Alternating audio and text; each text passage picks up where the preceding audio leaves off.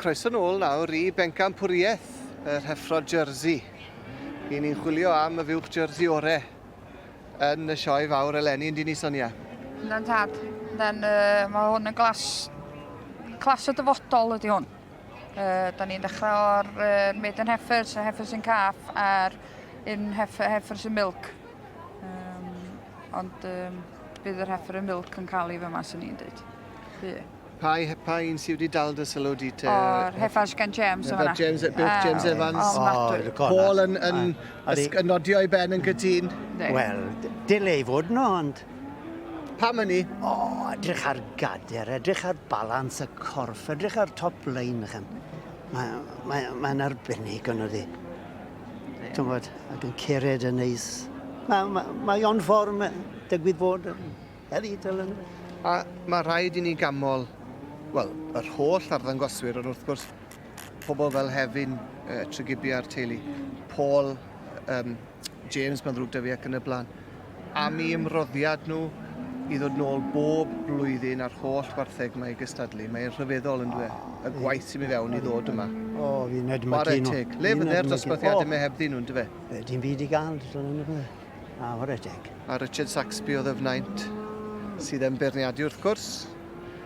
A wedi tynnu nhw fewn I un llinell ar draws y sgwar yma nawr y gornel fach yma o'r cylch y gwartheg hyd yn oed. A dyna ni'n dachu lun da ohonyn nhw fyna nawr. Odi wir. Ni'n gweld nhw ar ei gorau. Okay, ladies and gentlemen, come to our junior championship of the morning. Chwilio am fiwch, godro I ni y fiwch, godro Jersey orau.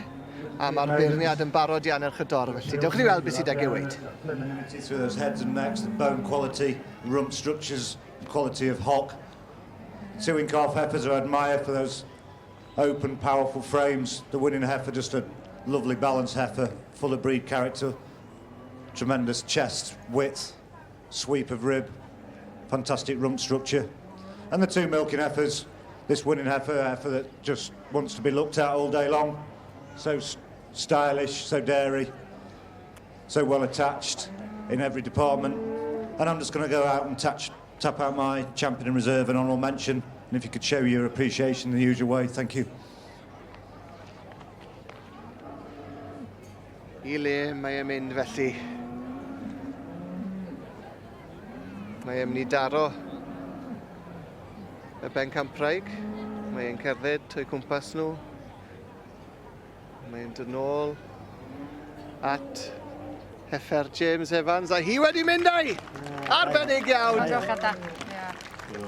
Ie, wir, ar gil wobr yn mynd i'r heffer ifanc wedyn yn y canol, ond diwrnod James yw I, llonggorchiadau mawr iawn iddo fe ac yn...